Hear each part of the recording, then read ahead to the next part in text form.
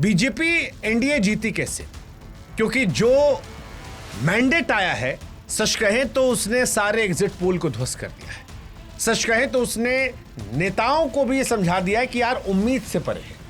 मतलब 2024 के चुनाव में बीजेपी की बैंड बज गई थी, 240 पर सिमट गई थी, 400 का ख्वाब देखने वाली बीजेपी। और जिन राज्यों से कम वोट मिले थे वो थे हरियाणा, महाराष्ट्र, बिहार, यूपी। और अगर आप देखोगे तो भर भर के वोट जो है वो हरियाणा में मिले, भर भर के वोट महाराष्ट्र मिला, बिहार तो एक तरफा खेला कर दिया। यूपी वाला भी बीजेपी कह रहा है कि हम देखेंगे क्या होगा क्या नहीं, पता नहीं, लेकिन इस चुनाव में क्या क्या रहा वो हम बताते हैं। तो इस चुनाव में सबसे बड़ा जादू चला 10,000 योजना का। हाँ, नीतीश कुमार जी के जात का आदमी बिहार में बहुत नहीं है, और बिहार में जात पात बहुत है, बिहार में धर्म बहुत है। तो नीतीश बाबू ने अपना एक अलग जात बनवाया और बिहार को नई कैटेगरी में डाला, वो था महिला और पुरुष। और इन महिलाओं ने ही नीतीश कुमार को बिहार का राजा बना दिया है। 2005 में जब से नीतीश बाबू आए तब से महिलाओं के लिए योजना ला रहे थे, शराबबंदी महिलाओं के लिए किए थे। और इस बार महिला रोजगार योजना के तहत 1.21 करोड़ जीविका दीदियों खाते में 10,000 रुपये डाल दिया। वो जो डिप्टी सीएम बनने वाले थे मुकेश सहनी, वो भी कह रहे थे कि भाई साहब यही खेला कर गई। 29 अगस्त 2025 को घोषणा हुई, 26 सितंबर को पैसा गया और उसके बाद सारा खेला हो गया। बिहार में 3.51 करोड़ महिला वोटर है, जिसमें 1.34 करोड़ जीविका दीदी है, यानी 40% महिला वोटर जो है इस योजना से जुड़ी हुई है। और सीधा सीधा यही खेला कर गई। यही नीतीश जी का कोर वोटर है और यही 10,000 के दम पर उन्होंने जबरदस्त जीत हासिल कर ली। हालांकि ये योजना अपने आप में मैजिकल है। महिलाओं, हमको तो लगता है कि एग्जिट पोल करने जाते हैं वो पुरुषों के पास जाए ही मत, वो महिलाओं के पास माइक लगाए। पुरुष सब बकवास करता है, महिला लोग एक साथ वोट देते हैं, एक मुश्त वोट देते हैं। इस बार भी 10% ज्यादा गया था और उसी का असर होता है। स्ट्राइक रेट जबरदस्त है। 9 स्टेट में योजना सफल रही है। 10 स्टेट में जहां पर ऐसी कोई योजना महिलाओं के लिए लगाई गई है, वहां पर 9 स्टेट में सरकारें जीती हैं, यानी 90% स्ट्राइक रेट है। महिलाओं को स्कीम दीजिए, महिलाएं वोट आपको देंगी और आप जीत जाएंगे। नीतीश बाबू ने इसके अलावा 125 यूनिट बिजली भी फ्री की थी।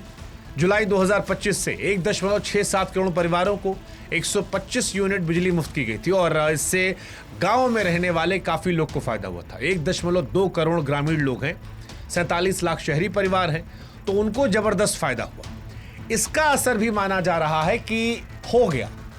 मानो जनता कह दी हो कि भैया बिजली फ्री आ रही है तो लालटेन का जरूरत का है। ये वाला डायलॉग वैसे मोदी जी भी मारे थे, लेकिन तेजस्वी बाबू ने भी कहा था 200 यूनिट देंगे, लेकिन शायद जनता को लगा होगा कि ये वाला दे रहा है, पता नहीं उधर वाला आएगा, देगा नहीं देगा। नीतीश बाबू पे थोड़ा भरोसा अलग है। इसके अलावा नीतीश कुमार का सोशल इंजीनियरिंग काम कर गया। मतलब आरजेडी वाला जो गठबंधन है उसके पास थे तो बहुत लोग, लेकिन जातीय समीकरणों को सही से नहीं बांध पाए। ये वाले बांध गए थे जातीय समीकरण को। 85 स्वर्ण, 39 दलित, 37 कुर्मी कोयरी, 29 अति पिछड़ा, 27 वैश्य, 19 यादव, 5 मुस्लिम, 2 आदिवासी उम्मीदवार उतारे गए। चिराग पासवान, जीतन राम मांझी, उपेंद्र कुशवाहा को साथ लाए, उससे दलित, अति पिछड़ा, कुशवाहा वोट मजबूत हुआ।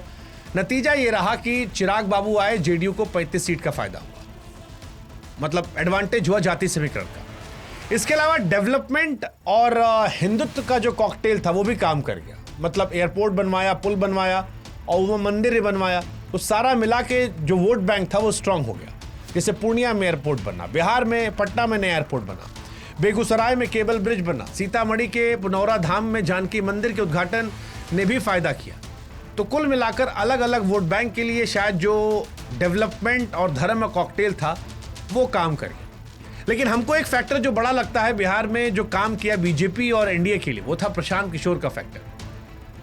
प्रशांत किशोर खुद भले नहीं जीते, लेकिन वो डायलॉग नहीं है कि हम तो डूबे सनम तुमको ले डूबे, वो उन्होंने आरजेडी के साथ किया। प्रशांत किशोर 240 सीट पर लड़े और जहां जहां उनके उम्मीदवार 3 नंबर पर हैं, आप देखिएगा उन्होंने खूब वोट काटा है, दबा के वोट काटा है।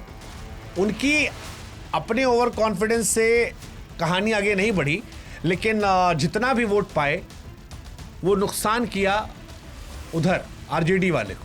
हालांकि प्रशांत भाई से लोग पूछ रहे हैं कि प्रशांत जी, कोई आदमी इतना कैसे गलत हो सकता है जी?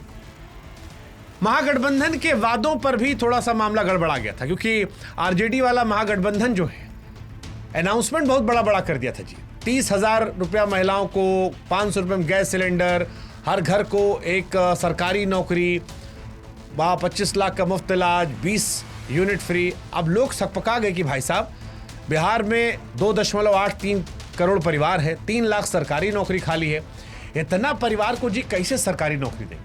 इसको लेकर बहुत सवाल जवाब हुआ और नतीजा ये रहा कि जनता ने इसको गंभीरता से नहीं लिया। मतलब मीम बनने लगा था कि नेता लोग ऐसा बिहेव करते हैं कि मानो कल को तुमको सीएम बना देंगे, चांद दे देंगे, तारा दे देंगे।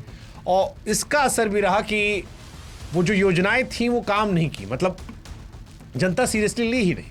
और सीरियसली ना लेने का असर है कि जैसे तैसे आरजेडी जो है वो नेता प्रतिपक्ष पा रही है, इतना मामला गड़बड़ा गया।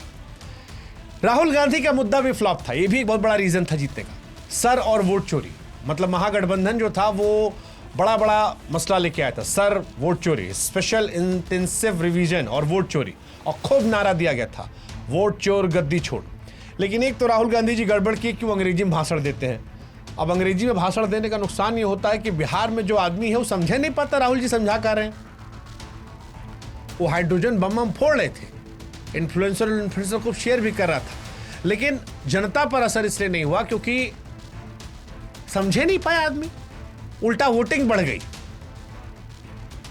मतलब ये भी मामला गड़बड़ा गया। नीतीश बाबू की सेहत पर सवाल तेजस्वी जी ने उठाया था, तेजस्वी पीके ने। नीतीशो बाबू आखिरी में एकदम फिट रहे, 25 दिन में खूब रैली की और सबको चुप करा दिए। फिर महागठबंधन में फूट पड़ा था, आखिरी वक्त तक सीट बंटवारे खींचतान थी, आरजेडी 146, कांग्रेस, सबका खूब लड़ाई झगड़ा चला। तो नतीजा ये रहा कि आपस में अंदरूनी कलह रहा। उसाहनी साहब जो थे वो आखिरी तक रूठे हुए थे, जनता रूठ गई उनसे।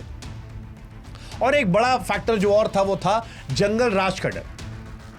भले जंगल राज की कहानी 20 साल पहले की है, लेकिन पूरे कैंपेन में जंगल राज जंगल राज जंगल राज चलता। घटना नीतीश कुमार जी के भी एरा में हुआ है, लेकिन परसेप्शन खराब नहीं हुआ है, और परसेप्शन ही पॉलिटिक्स में असली मायने रखती है। लालू यादव को लेकर एक परसेप्शन बना दिया गया कि जिनके यहां जंगल राज है, ये आएंगे तो ऐसा हो जाएगा, शाम को निकल नहीं पाओगे, दिक्कत हो जाएगा। उस दौर में बिहारी कहलाना अपमान था।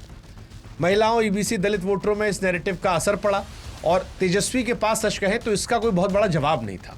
बाकी नीतीश कुमार को लेकर ट्रस्ट मैटर करता है। नीतीश कुमार, आप कुछ हो कहिए, लेकिन एक फैक्टर तो बहुत बड़ा है, अपने परिवार से किसी को उतारा नहीं। बेटे के साथ उतार सकते थे, कोई करप्शन का ऐसा उन पर पर्सनल दाग धब्बा नहीं है, कम्युनल को लेकर भी कोई बहुत उनके ऊपर दाग धब्बा नहीं है।